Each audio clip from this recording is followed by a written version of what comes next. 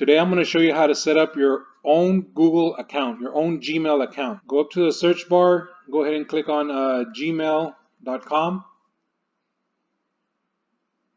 And if you don't have a Google account or a Gmail account, this is a screen that you're going to see. What you're going to do here is you're actually going to click on create account. And it asks for one or two options. It's for myself or for my business.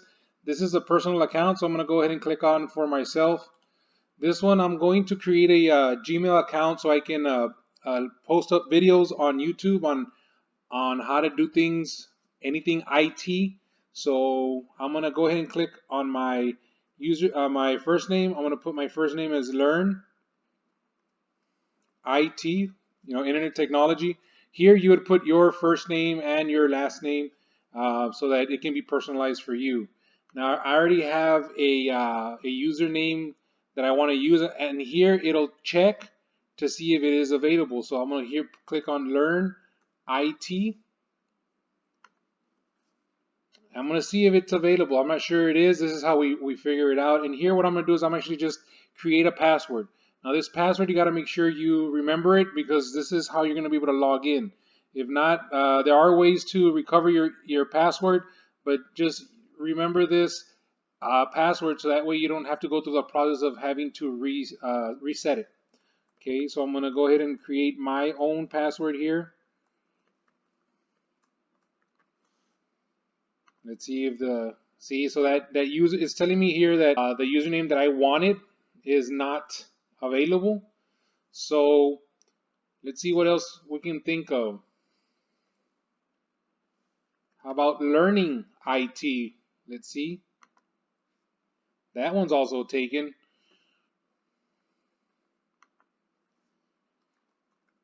How about Learning IT Easy? That one's also taken. Let's see what else can we figure out. How about Learning IT for All? Let's find out. Oh, so there, that one took it. Now here it asks for a phone number if you would like. Now this one is good to do if you ever forget your password. You can hook it up to your phone so that it can send a verification to your phone. It's the easiest way to do it, but this only works if you keep your same phone number all the time. If for whatever reason you get a new phone number, you're going to have to go in here and update your phone number so that it reflects your most current phone number. Okay, so for me, I do want to add my phone number here.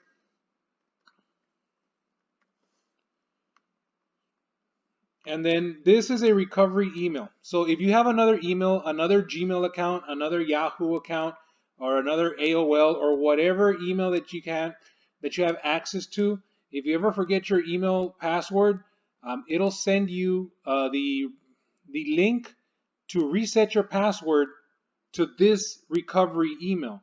And I do have a recovery email that I want to use, so I'm just going to go ahead and list it here. If you don't, that's fine. I would recommend you do one or the other, because this is going to make it a lot easier for you to recover your password when and if you do forget your password. So here you want to go ahead and put your date of birth. I'm just going to put my date of birth.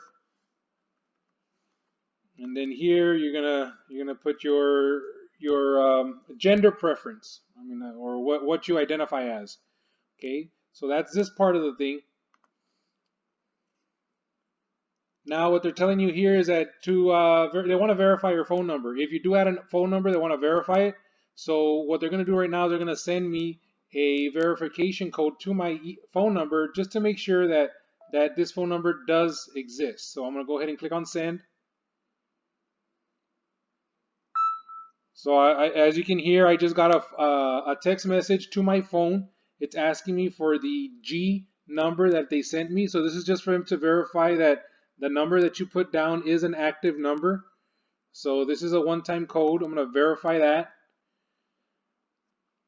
And then it's saying get more from your phone. You can receive video, calls and messages, make Google services. All of this you can add on later. I'm going to skip this for now, but you can add that so that you can link it to your Gmail. And of course, you have your privacy here.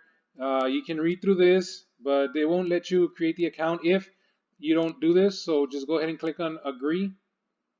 And while we're waiting for this to actually populate the new email address, if you haven't done so, please like and subscribe to this channel so you can keep up with the latest and greatest. Okay, so here we go.